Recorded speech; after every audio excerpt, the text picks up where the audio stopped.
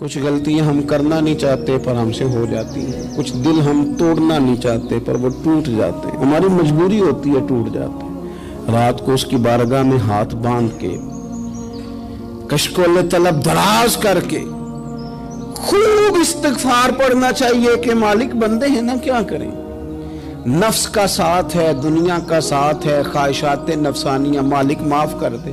درد سے توبہ، رسم نہ ہو، کہانی نہ ہو، لفظ نہ ہو، جملے نہ ہو، اور جناب ایسے لوگوں کے بیچ بڑے ہاتھ باندھ کے اور بڑا کوئی ضرورت نہیں، آپ اکیلے اپنی چارپائی پہ بستر کے اندر منہ دے کے بھی درد سے کہیں گے نا معاف کر دے تو وہ تو مہربانی بڑا ہے۔ بندہ کوئی ناراض ہو جائے تو ہمیں کو نہیں نیند آتی، اس کے گھر چلے جاتے ہیں۔ ہم اپنے سارے رشتوں کو، تعلقات کو مینٹین کر کے رکھنے کے عادی ہیں۔ ہمیں پتہ ہے کہ وہاں میں نہیں جا سکا تو بیٹا بھیجتا ہوں، فلاں شادی پہ میں نہیں جا سکا تو بھتیجا بھیجتا ہوں، بھائی بھیجتا ہوں، ہر تعلق کا ہم نے خیال رکھا کوئی روٹھ نہ جائے۔ لیکن کمال ہے نا، یہ نہیں سوچا کہ اگر رب روٹھ گیا تو جب وہ روٹھ جائے نا تو سارے رشتے بھی بندے کے پاس موجود ہوں تو کوئی کرامت نہیں ہوتا، پھر کروڑوں روپیہ جیب میں ہوں تو ڈاکٹروں کی دوائیاں اثر نہیں کرتی۔ وہ روٹھ جائے تو پھر انسان اس طرح سے پھسلتا ہے کہ بڑے بڑے اس کے پاس دروازے ہوتے ہیں پر کسی جگہ اس کا ہاتھ نہیں لگتا۔ خدا را خیال کریں، دنیا روٹتی ہے تو روٹ جائے، رب رسول ناراض نہ ہونے پائیں، اس کا خیال کریں۔ حضور فرماتے ہیں مسکراتا ہے، اسے خوشی ہوتی ہے جب کوئی اس کا بندہ اس کی طرف رجوع کرتا ہے۔ آپ دیکھیں نا، سارے ڈاکٹروں نے کہہ دیا کہ اس کے تو گردے، معدہ، جگر ہر چیز ختم ہے، گھر لے جاؤ، خدمت کرو، ہر طرف پریشانی ہے۔ وہ بندہ بھی سمجھ گیا ہے کہ آخری وقت آ گیا، کل جاؤں پرسوں جاؤں، تیاری ہو گئی، سب لوگ آ گئے، باہر والے بھی آ گئے، یہ ماحول ایک عجیب رنگ اختیار کر گیا۔ اچانک ایک ڈاکٹر نے آ کے کہا نہیں نہیں غلطی لگ گئی تھی۔ مجھے بتائیے انداز کیا ہوتا ہے؟ بغیر دوائی کے بندہ اٹھ کے کھڑا نہیں ہو جاتا، او میں تو بچ گیا ہوں۔ میرے نبی پاک صلی اللہ علیہ وسلم مثال دیتے ہیں، فرمایا ایک آدمی صحرا میں جا رہا، صحابہ سے حضور خطاب کر رہے ہیں، فرمایا ایک آدمی صحرا میں جا رہا تھا، اس نے اپنی اونٹنی پہ کھانا، پانی، پیسے، ہر چیز رکھی ہوئی تھی۔ صحرا تھا بہت بڑا، درمیان صحرا کے گیا تو تھوڑا سا سستانے کے لیے، آرام کرنے کے لیے اونٹنی سے نیچے اترا۔ اب اس نے اونٹنی کی لگام، اونٹنی کی نکیل اپنے سرہانے کے نیچے رکھی، ہاتھ کے ساتھ پکڑی اور سو گیا۔ تھوڑی ہی دیر کے بعد جب اس کی آنکھ کھلی تو دیکھا اونٹنی غائب ہے۔ صحرا میں وہ پیدل نہ آگے جا سکتا ہے، نہ پیچھے جا سکتا ہے، نہ دائیں نہ بائیں، کھانے کو روٹی نہیں، پینے کو پانی کا قطرہ نہیں، تھوڑا ادھر بھاگا ادھر بھاگا، تھک گیا۔ کریم محبوب فرماتے ہیں وہ پوری طرح نڈھال ہو گیا اور مایوس ہو گیا، معاذ اللہ، مایوس ہو کے دوبارہ اسی جگہ آ کے لیٹ گیا جہاں پہلے لیٹا تھا، انتظار کرنے لگا کہ اب موت ہی آئے گی، آخری وقت ہے، اب نہ میں پیدل یہ صحرا کراس کر سکتا ہوں، نہ پیچھے جا سکتا ہوں، نہ کھانا ہے نہ پانی ہے، سوائے موت کے کوئی سہارا نہیں۔ حضور فرماتے ہیں وہ رستے میں دوبارہ لیٹ گیا، اچانک اس نے رخ بدلا تو اونٹنی سامنے کھڑی تھی۔ حضور نے صحابہ سے پوچھا بتاؤ نا اسے بھلا کتنی کو خوشی ہوگی؟ یا رسول اللہ جسے نئی زندگی مل گئی ہے۔ نبی پاک صلی اللہ علیہ وسلم فرمانے لگے اس کی اونٹنی مل گئی، بتاؤ بھلا اسے کتنی خوشی ہوگی؟ یا رسول اللہ وہ تو دوبارہ دنیا میں آ گیا۔ حضور فرمانے لگے اسے کچھ بھی خوشی نہیں ہوئی۔ جب کوئی رب کا گناہگار بندہ آ کے توبہ کرتا ہے، رب کو اس سے کئی گنا زیادہ خوشی ہوتی ہے۔ میرا بندہ آ گیا ہے، میرا بندہ آ گیا ہے، میرے گھر آ گیا، اس نے آنسو بہائے ہیں، اس نے کہا اللہ میں تیرا ہی ہوں، تیرا ہی رزق کھاتا ہوں، تیری ہی زمین پہ رہتا ہوں، تیرے نام سے میری سانسیں چلتی ہیں۔ وہ آ گیا، فرمایا اس اونٹنی والے سے زیادہ رب کو خوشی ہوتی ہے جب گناہگار آ کے توبہ کرتے۔ گناہگاروں کے آنسو اس کی بارگاہ میں بڑے مقبول ہیں، لیکن ہم رسم ادا کرتے ہیں، توبہ نہیں کرتے۔ ہم اپنے آپ کے ساتھ دھوکہ کرتے ہیں، جھوٹ بولتے ہیں۔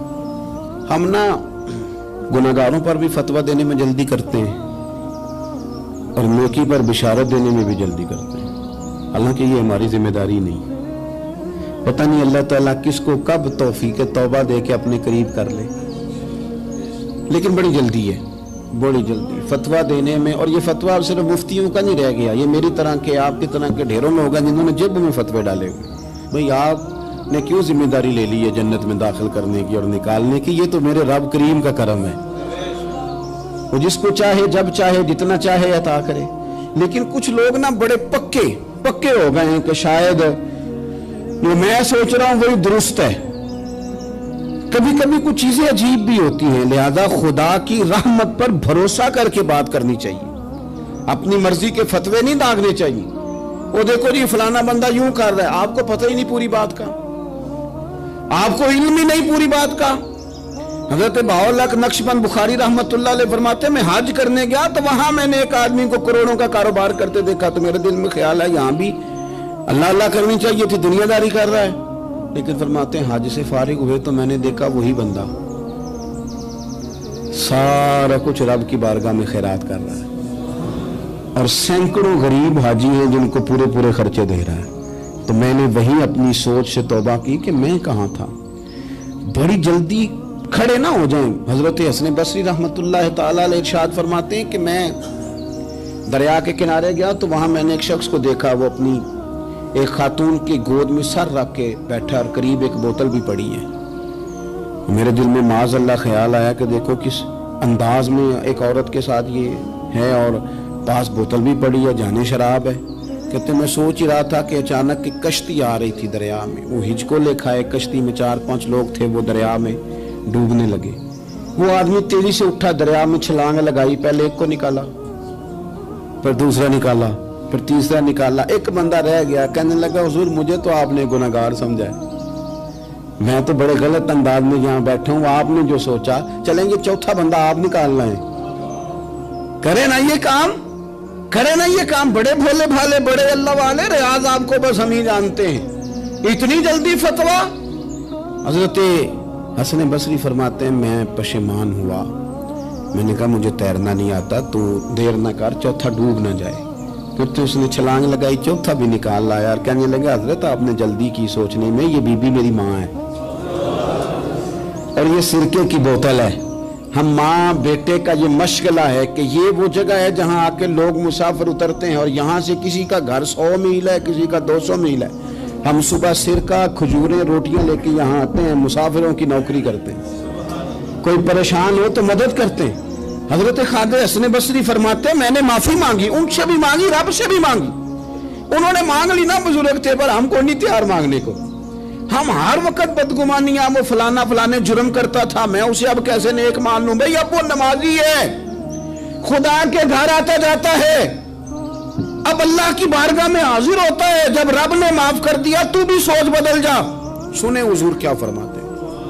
नबी पाक साहिब वलाक सल्लल्लाहु तआला अलैहि वसल्लम फरमाते हैं, मुस्नद इमाम अहमद बिन हंबल देखिए, फरमाया रब उस वक्त बड़ा ही मुस्कुराएगा जब कातिल भी जन्नत में जाएगा, मकतूल भी जन्नत में जाएगा।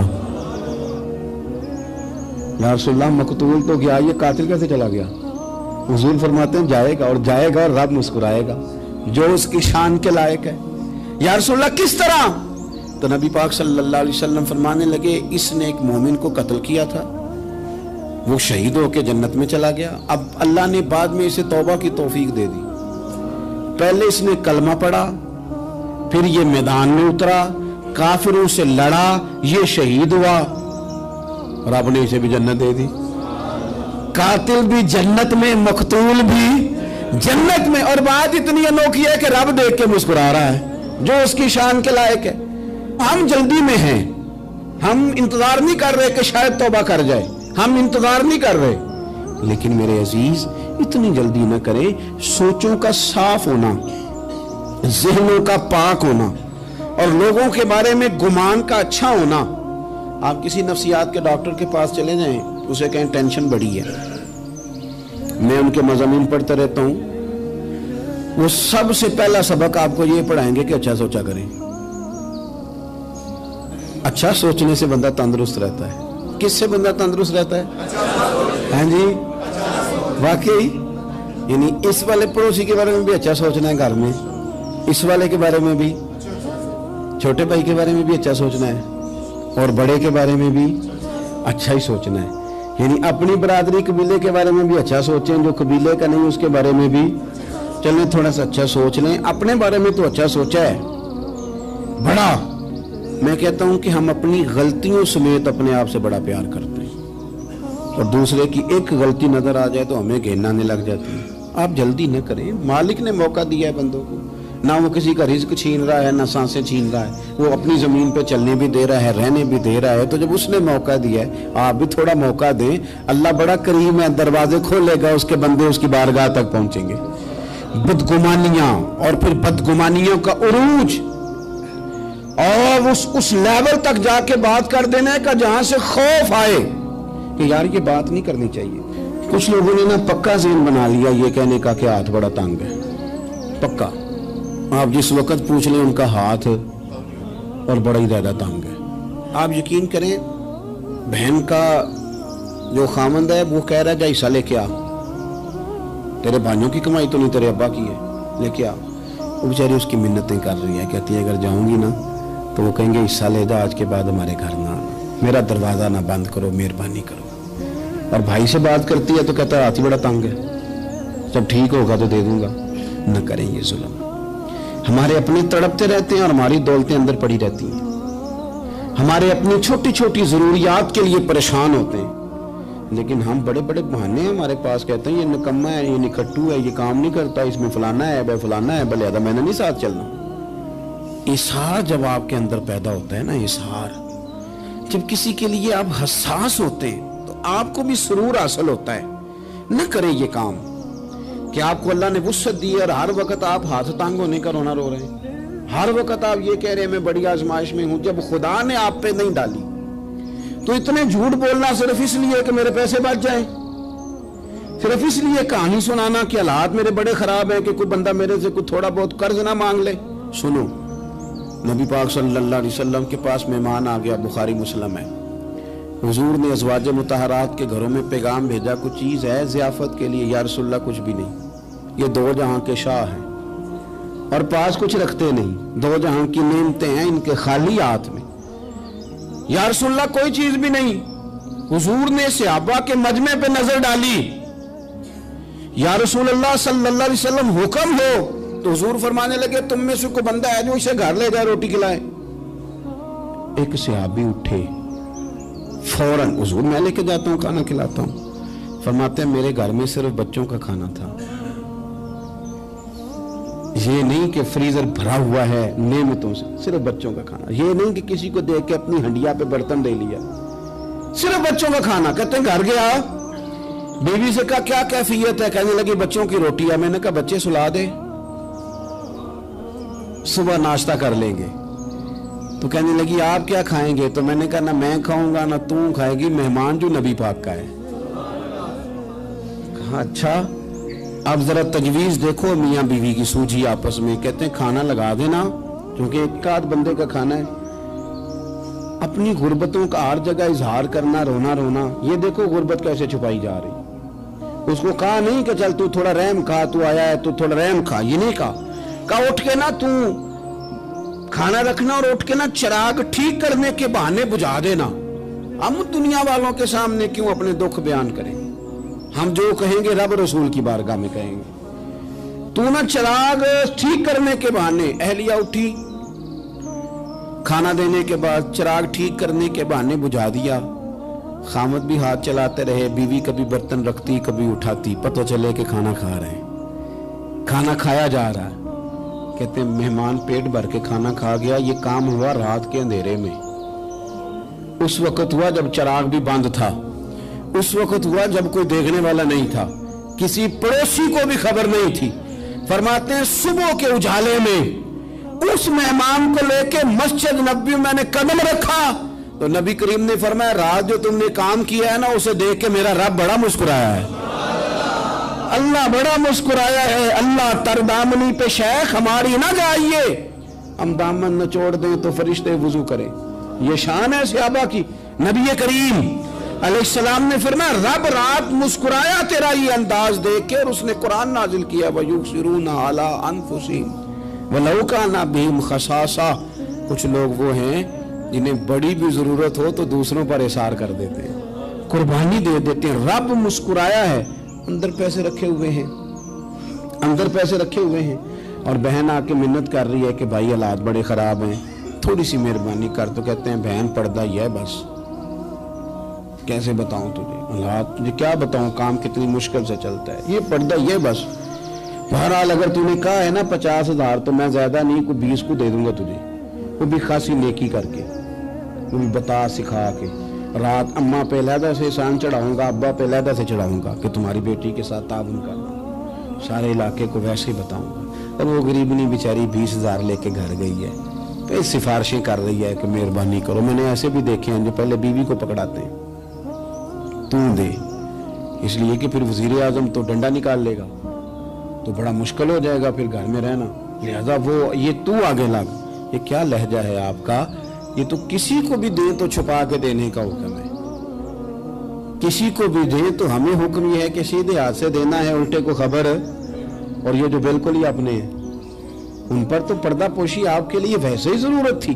मेरे अजीज, रब मुस्कुराता है। मेरे नबी पाक अलैहिस्सलाम ने ये आमाल हमें बताए जिन पर अल्लाह मुस्कुराता है, खुश होता है। और बाज लोगों को हुजूर ने नॉमिनेट किया। हज़रत साद बिन मुआज़ रज़ी अल्लाह ताला अन्हु अजीम सहाबी थे। ये वो खूबसूरत सहाबियां जिनके जनाजे को कंधा मेरे नबी पाक ने अता फरमाया, हुजूर ने कंधा अता फरमाया। कमाल हो गई, निर्ख बाज़ारे मोहब्बत का अनोखा ही हो गया, खुद खरीदारों में शामिल आके मौला हो गया।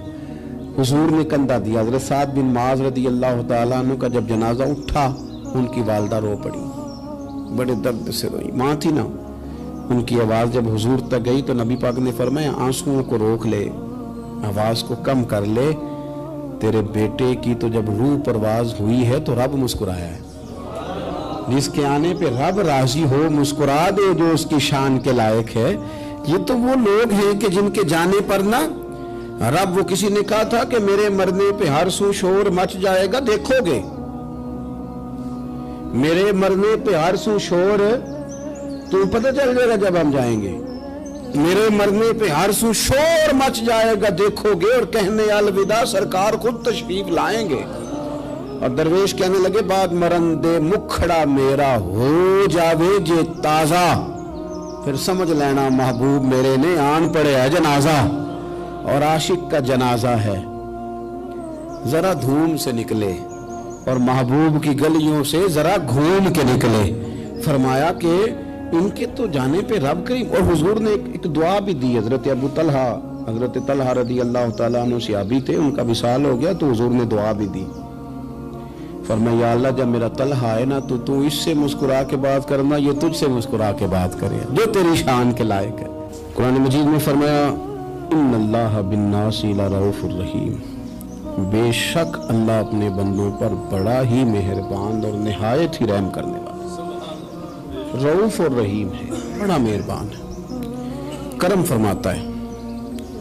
अल्लाह ताला अपने बंदों से बड़ा जल्द राजी हो जाता है।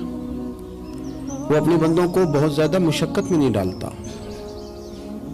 वो अपने बंदों से अपनी नेमतों का बदला नहीं चाहता, बहुत सख्त मुशक्कत वाली इबादतें नेमतों के बदले नहीं चाहता, वो बड़ी जल्दी रहम फरमाता है। मेरे नबी पाक सल्लल्लाहु ताला अलैहि वसल्लम ने इरशाद फरमाया, बाज़ अहादीस में लफ्ज ये है कि अल्लाह अपने बंदों को देख के मुस्कुराता है जो उसकी शान के लायक है। जिस तरतीब से हम मुस्कुराते हैं, जिस तरतीब से हम रोते हैं, जिस तरतीब से हम किसी बात का इज़हार तशक्कुर करते हैं, खुदा इन बातों से पाक है। अब बहुत सारी हदीसों में आया कि वो मुस्कुराता है, तो क्या मतलब है मुस्कुराने का? तो उलमाए तफसीर ने लिखा है मुस्कुराने का मतलब ये है कि वो बड़ा ही राजी होता है अपने बंदे से, बड़ा राजी होता है, ये मतलब। एक तो मुस्कुराने का मतलब ये कि वो बड़ा राजी हो गया, बड़ा राजी हो गया, वो मुस्कुरा दिया अपने बंदे पे। और एक इसका माना खुद नबी पाक सल्लल्लाहु ताला अलैहि वसल्लम ने बयान फरमाया। मुस्नद इमाम अहमद बिन हंबल में हदीस है, हुजूर सैयद आलम अलैहिस्सलाम से सहाबा ने पूछा, या रसूलल्लाह शहीद तो बड़े लोग होते हैं, शहीदों में अफजल कौन है? तो अल्लाह के हबीब अलैहिस्सलाम फरमाने लगे, वो वाला बंदा जो डट गया था काफिरों के मुकाबले में, वो हिला नहीं, पूरी तरह डट के जो लड़ा वो शुहदा में अफजल है। حضور فرماتے ہیں وہ جنت کے بالا خانوں میں سیر کرے گا اور رب اسے دیکھ کے مسکرائے گا، رب اسے دیکھ کے مسکرائے گا، اللہ تعالیٰ مسکراتا ہے اسے دیکھ کے۔ اور اگلے جملے میں حضور نے وضاحت کر دی، فرمایا جب رب دنیا میں کسی پر مسکراتا ہے نا تو اس کا معنی یہ ہے کہ قیامت میں پھر اللہ اسے حساب کوئی نہیں لے گا۔ جس پر اللہ دنیا میں مسکرا دیا اس سے کوئی حساب، تو وہ کام ڈھونڈنے چاہیے نا جس سے اللہ مسکرائے۔ ویسے کبھی ہم ایسا کرتے ہیں کہ نہیں کہ کسی کو راضی کیا جائے؟ یہ کام ہم کرتے ہیں کہ ہماری کمپنی کا جو سربراہ ہے وہ ہم سے راضی رہے، جس ادارے میں ہم پڑھاتے ہیں اس ادارے کا بڑا ہم سے راضی رہے۔ یہ کرتے ہیں ہم، اس کے لیے کچھ نہ کچھ ہیلے بہانے ہم کرتے ہیں۔ برادری، قبیلہ، علاقہ، بستی، لوگ کسی طریقے سے ہمارے ساتھ مطمئن رہیں، کرتے ہیں نا یہ سارے کام۔ اس میں تھوڑی مشکل بھی ہمیں آتی ہے لیکن کرتے ہیں، کیا کریں۔ گھر میں بھی کئی دفعہ ایسا ماحول بنانا پڑتا ہے۔ چلیں ایک اور میٹھی مثال دیتے ہیں، زیادہ سمجھ میں آئے گی۔ چھوٹا بچہ خوش رہے، آپ اس کے لیے محنت نہیں کرتے؟ وہ چھوٹا ہے، اس کو خوش کرنا فرض ہے ابا پہ، لیکن وہ کہتا ہے کہ میں نے موٹر سائیکل لینا ہے۔ چھوٹا ہے، چلا ہی نہیں پائے گا، تو ابا پھر اسے راضی کرتا ہے، کہتا ہے بیٹے چھوٹا سائیکل لے لے، چل میں تجھے اڑانے والا جہاز لے دیتا ہوں۔ مقصود کیا ہے کہ اس کو ناراض نہیں کرنا، یہ روئے نہ، اس کا دل نہ ٹوٹے۔ یارو سنو نا میں کیا کہہ رہا ہوں، اگر چھوٹے بچے کے لیے وہ چیزیں ڈھونڈتے ہو، میرے ابا جی نا اپنے نواسے کے لیے کھلونا لے کے آئے تو بچہ بڑا ہی کھیلا تو ابا جی کہنے لگے لو پیسے پورے ہو گئے، میرے بچے کو پسند بڑا ہے نا، پیسے پورے کر چھڑے نے، دیکھو نا جی کتنا اس کو راضی ہوا ہے۔ تو انسان کیا کرتا ہے کہ کوشش کرتا ہے، چھوٹا بچہ بھی ناراض نہ ہو تو وہ چیزیں وہ ڈھونڈتا ہے کہ اس کو کیا پسند ہے، چاکلیٹ لے جاؤں، فلاں چیز لے جاؤں، آئس کریم لے جاؤں۔ تو ایک بچے کے لیے، گھر کے لیے، سربراہ کے لیے اتنی محنت کرتے ہو تو وہ کام بھی ہمیں ڈھونڈ کے تلاش کرنے چاہیے نا جس سے رب راضی ہوتا ہے، اللہ راضی ہوتا ہے۔ بتاؤں وہ کون کون سے کام ہیں؟ نبی کریم صلی اللہ تعالی علیہ وسلم نے ارشاد فرمایا 3 لوگ ہیں جنہیں دیکھ کے رب مسکراتا ہے۔ یا رسول اللہ صلی اللہ علیہ وسلم وہ کون کون سے؟ تو محبوب فرمانے لگے ایک وہ بندہ ساری مخلوق سوئی ہے، آدھی رات ہے، رات کا پچھلا پہر ہے، اس نے اٹھ کے وضو کر لیا، مصلی پہ کھڑا ہو گیا خدا کی یاد میں، فرمایا اسے دیکھ کے رب مسکراتا ہے جو اس کی شان کے لائق ہے۔ مسکراتا ہے اللہ۔ یہ تو سونے کا ٹائم تھا، یہ تو گہری نیند آنے کا وقت تھا، رات کا پچھلا پہر۔ رات پوے تے بے درداں نو نیند پیاری آوے، تے درد منداں نو یاد سجن دی ستیاں وی آن جگاوے۔ اور ساون کی کالی راتوں میں جب بوندا باندی ہوتی ہے، وہ راتوں کو اٹھ روتے ہیں جب خلقت ساری سوتی ہے، اللہ مسکراتا ہے۔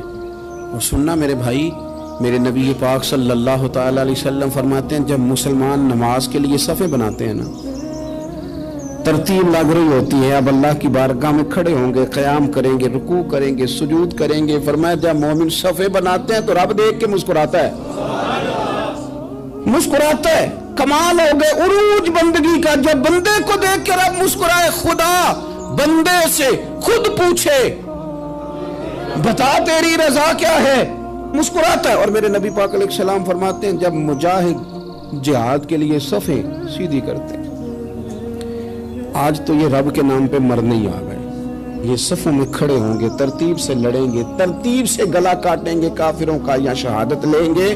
فرمایا جب جہاد کے لوگ صفیں بناتے ہیں تو رب انہیں دیکھ کے مسکراتا ہے۔ کتنے نصیبوں والا وہ بندہ ہے جسے دیکھ کے مسکرا دیا۔ او یار کبھی تیرا بیٹا تیرے سامنے مسکرائے نا چھوٹا، تو تیرا دل باغ باغ ہو جاتا ہے۔ تیری ماں بیمار کسی ایک دن صحیح طرح ہنس پڑے تو طبیعت خوش ہو جاتی۔ مجھے بتاؤ نا جس کا رب بھی اسے دیکھ کے ہنس پڑے، جو اس کی شان کے لائق ہے، کیا اس بندے کے نصیبیں ہیں، کیا اس کے مقدر ہیں۔ آپ اس مقام پر اپنے آپ کو لائیں۔ اب دیکھیں نا یہ حدیث آپ نے سن لی، اب ہم نے نا اس طرح صفیں نہیں بنانے جس طرح ساری دنیا، آپ ذرا صفیں بھی شوق سے بنائیں گے، آپ ذرا تھوڑا سا شوق پیدا کریں گے، بھئی یہ تو میں وہ کام کرنے لگا ہوں جسے دیکھ کے رب مسکراتا ہے۔ نبی پاک صلی اللہ علیہ وسلم نے فرمایا جب کوئی بندہ توبہ کرتا ہے نا، ہم توبہ کا رٹا لگاتے ہیں، یا اللہ میری توبہ یا اللہ۔ اور توبہ کا تو مطلب یہ ہے کہ پچھلے گناہوں سے پکی توبہ، آج کے بعد یہ غلطی نہ کرنے کا پکا وعدہ۔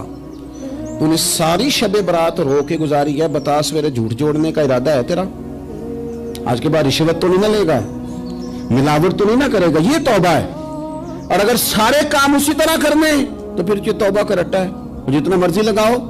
हजरत अली बिन रबिया रदी अल्लाह ताला अन्हु फरमाते, मैं मौला अली के साथ था, मकाम हर्रा की तरफ जा रहे थे, हजरत अली ने हाथ उठा के दुआ मांगी हमारी तालीम के लिए, वरना हजरत अली हम सहाबा को महफूज अनिल खता तो मानते हैं ना।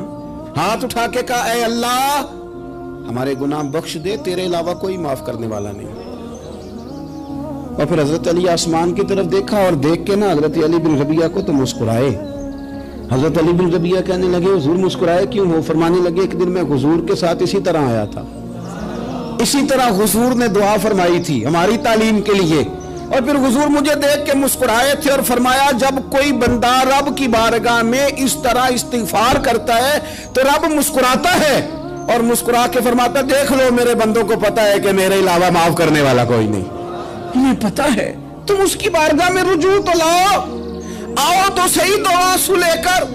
इकबाल कहते हैं कि असीर दुश्मन की चाह में भी, मुखालिफों की निगाह में भी, अमी है, सादिक है, मोतबर है, मेरा पैगंबर अजीम तर है। नबी पाक सल्लल्लाहु अलैहि वसल्लम तशरीफ लाए, उन्होंने कहा जी आप जो फैसला भी करें कबूल है, आप बता दें कौन सा कबीला हजर अस्वद उठा के, बाकी खाना काबा की तामीर मुकम्मल होगी, हजर अस्वद कौन सा कबीला लगाए, पहले तय कर लिया था जो हुजूर फैसला करेंगे सबको कबूल होगा। अब अगर हुजूर एक के हक में फैसला कर देते तो तैयार थे ना बाकी कबूल कर देंगे। अब वो सारे कबीले नजरें हुजूर पे लगाए, नतीजा निकलना है, ये समझ ले पास फेल का नहीं, फर्स्ट सेकंड का नतीजा है।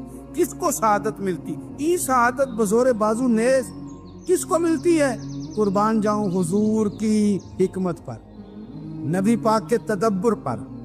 अब एक को भी अगर हुजूर कहते तो लगा दे तो बाकी वादा कर चुके थे मानेंगे, पर यार परेशानी तो होती है ना कि हम सेकंड आ गए, थर्ड आ गए। अब ये सब चाह रहे थे शहादत लेना, तो रसूल पाक ने ना चादर बिछाई, हजर अस्वद उठा के रखा, फरमाया लड़ो ना, सारे ये एक एक कोने से चादर पकड़ लो, कुर्बान जाए। सब ने उठा लिया और उठा के जगह ले आए जहाँ नस्ब करना था। हुजूर ने अपने दस्ते मुबारक से पकड़ा, वहां लगा दिया। अब कोई सब से पूछता ना किसने लगाया है, तो सब यही समझते थे हमने ही लगाया है, और आखिरी फैसला ये था हम सब नहीं लगाया है। ये हिकमत है रसूल पाक की। तेरे आगे है यूं तबे लचे फुसा अरब के बड़े बड़े, कोई जाने मुंह में जुबान नहीं बल्कि जिस्म में जान नहीं। नबी पाक अलैहिस्सलाम ने फरमाया, जो नमाज तुम अपने घर के अंदर पढ़ोगे, एक नमाज का अल्लाह तुम्हें सवाब देगा, जमात के साथ पढ़ोगे तो 27 नमाजों का सवाब। लेकिन फरमाया वही नमाज अगर तुम मेरी मस्जिद नबी में आके पढ़ोगे तो अल्लाह 50,000 नमाजों का सवाब अता करेगा, 50,000 नमाजों का। और मदीने वाले हबीब फरमाने लगे, वही नमाज अगर तुमने बैतुल्लाह में आके पढ़ी तो नमाज एक होगी, लेकिन रब तुम्हें 1,00,000 नमाज का सवाब अता फरमाए। अब ये फजीलत हुजूर ने बयान की, फजीलत देखें, अल्लाह ताला की रहमतें हर जगह बरसती, यहाँ कब बरसेंगी हमें कोई पता नहीं, तकरीर के वक़्त, खुतबे के वक़्त, नमाज के वक़्त, दुआ कब बरसेंगी नहीं पता। लेकिन खानाए काबा का जो मामला है और वहाँ जो रहमत का मामला है, मुल्ला रूमी फरमाते हैं कि खुदा की रहमत अगर तुझे इतनी मिल जाए ना, कतरे के बराबर भी, तो समझ ले तेरी दुनिया भी बन गई और तेरी आखिरत भी बन गई। अब मेरे नबी पाक अलैहिस्सलाम की हदीस सुने, हुजूर फरमाते हैं रोजाना बैतुल्लाह शरीफ पर अल्लाह की 120 रहमतों का नुज़ूल होता है। या रसूलल्लाह किस वक़्त होता है? फजर के वक़्त, ज़ोहर के वक़्त, असर के वक़्त, तवाफ के वक़्त, नमाज के वक़्त, कब? तो हुजूर ने तय करके बताया। फरमाया 120 रहमतें अल्लाह खाना काबा पे नाजिल फरमाते हैं। या रसूलल्लाह कब? फरमाया 60 रहमतें तो उन पे बरसती हैं जो बैतुल्लाह का तवाफ करते, और फरमाया 40 रहमतें उस पर बरसती हैं जो हरम शरीफ में नमाज पढ़ता है।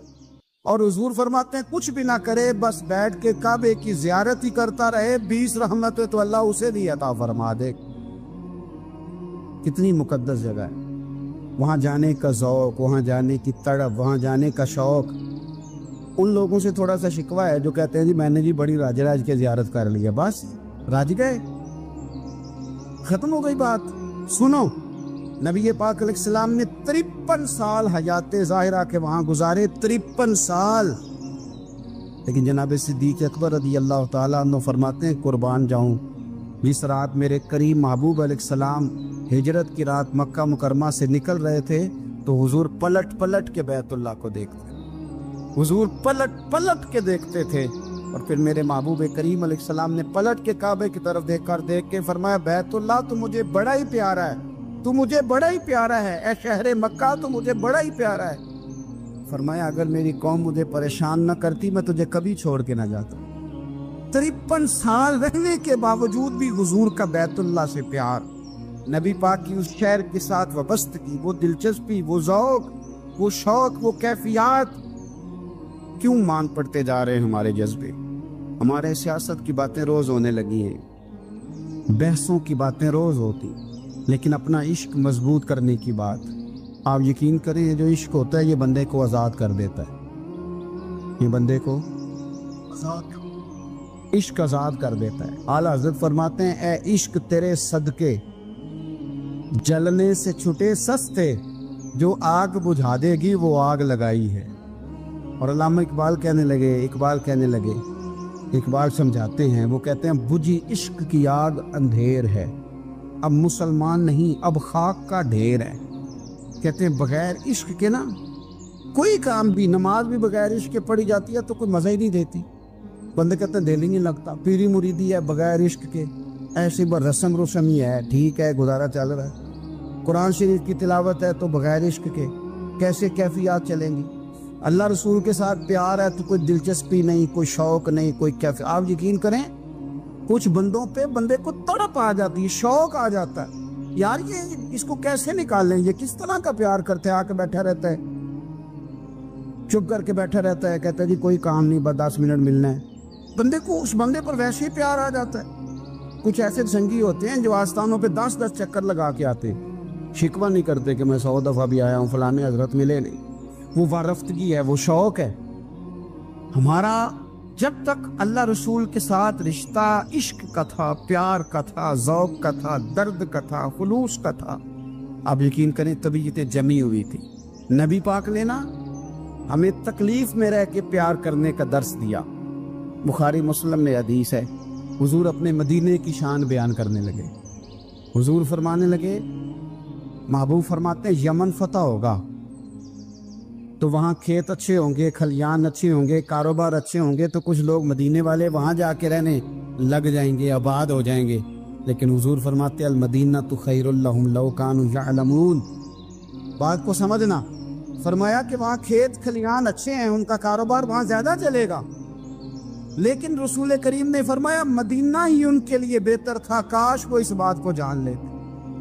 فرمایا پھر عراق فتح ہوگا تو وہاں بھی کچھ لوگ چلے جائیں گے، کاروبار ان کا اچھا چل جائے گا، وہاں رہنے لگیں گے، لیکن فرمایا المدینہ تو خیر لہم لو کانوا یعلمون، فرمایا مدینہ ہی ان کے لیے بہتر تھا، کاش وہ سمجھ لیتے۔ اور میرے نبی پاک علیہ السلام نے فرمایا جو مدینے میں ڈٹے رہیں گے اور مدینے کی تکلیفوں پر صبر کریں گے، اذیتوں پر صبر کریں گے، فرمایا اگر وہ گناہ گار ہوں گے مدینے میں رہنے والے تو میں قیامت میں ان کی سفارش کروں گا، اور اگر نیکوکار ہوں گے تو میں اللہ کی بارگاہ میں ان کی نیکیوں پر گواہ بن جاؤں گا، گویا میں ان کے ساتھ رہوں گا۔ مدینے کے ساتھ نبی پاک کی جو محبت ہے، حضور کا جو پیار ہے، جس رات میرے نبی پاک صلی اللہ علیہ وسلم مکہ مکرمہ سے نکل رہے تھے نا مدینہ طیبہ جانے کے لیے، تو حضور نے دعا فرمائی، کہا اے اللہ تو نے مجھے اس شہر سے نکالا جو مجھے بڑا ہی پیارا تھا، اے اللہ یہاں بڑی یادیں تھیں، بڑا پیار تھا، تو نے وہاں سے نکالا جو مجھے بڑا پیارا تھا، اے اللہ اب تو مجھے اس شہر میں داخل فرما جو تجھے بڑا پیارا ہے، وہاں داخل فرما جو تجھے بڑا پیارا ہے۔ مدینہ طیبہ کے لیے نبی پاک نے دعا فرمائی، کہا اے اللہ تیرے نبی ابراہیم علیہ السلام نے مکے کے لیے دعا کی تھی، میں مدینے کے لیے دعا کر، اللہ مدینے میں دگنی برکت عطا فرما۔ اللہ کے محبوب علیہ السلام کی خاص دلچسپیاں مدینہ طیبہ کے ساتھ، مدینے والوں نے نہ حکمرانی نہیں کی، تو حضور نے پہلے کہہ دیا تھا خلیفہ قریش میں سے ہوگا، لیکن حکمرانی نہیں کی، غلامی کی، مدینے والوں نے نبی پاک کے دروازے کی گدائی کی، مدینے والے ہر میدان میں حضور کے سامنے کھڑے ہوئے دشمن کے مقابلے میں، مدینے والوں نے پیار کیا۔ اس لیے میرے نبی پاک علیہ الصلوۃ والسلام نے فرمایا اگر لوگوں کے دو گروہ ہو گئے، دو لائنوں میں لوگ چلنے لگے، ایک لائن ادھر چل رہی ہے ایک ادھر چل رہی ہے، تو حضور فرماتے ہیں میں تو اس لائن میں چلوں گا، اس قطار میں چلوں گا جس میں مدینے کے لوگ چل رہے ہوں۔ انصار مدینہ کے ساتھ حضور کا پیار، اس شہر کے ساتھ حضور کی دلچسپیاں، پیار دیکھیں نا، بندہ جب اپنے گھر واپس لوٹ کے آتا ہے تو شوق ہوتا ہے ذرا جلدی سے نا گھر پہنچ جاؤں، ذرا تھوڑا جلدی چلا جاؤں۔ کئی سفر سے آئے، صحابہ فرماتے ہیں کہ جب نبی پاک کسی جنگ سے، جہاد سے، سفر سے لوٹتے، مدینے کی عمارتیں نظر آتی تو گھوڑا تیز کر لیتے، اپنے اندر نا یہ ذوق پیدا کریں، یہ پیار پیدا کریں۔ آپ یقین کریں کوئی ٹھنڈے ٹھنڈے مسلمان، وہ کوئی کیفیت نہیں، صبح سے شام تک میں دوستوں سے کہا کرتا ہوں الحمدللہ کبھی ایک آیت پڑھ لینا قرآن پاک کی ترجمہ و تفسیر کے ساتھ تو سارا دن وہ گھومتی رہتی ہے دماغ میں، رات کو اس کا ذائقہ رہتا ہے روح میں۔ تو جب میں اور آپ سارا دن پڑھیں، سیاست کریں، سیاست سنائیں، کہانیاں کریں، غیبتیں، پھر دماغ میں الٹے سیدھے خیالات ہی آنے ہیں۔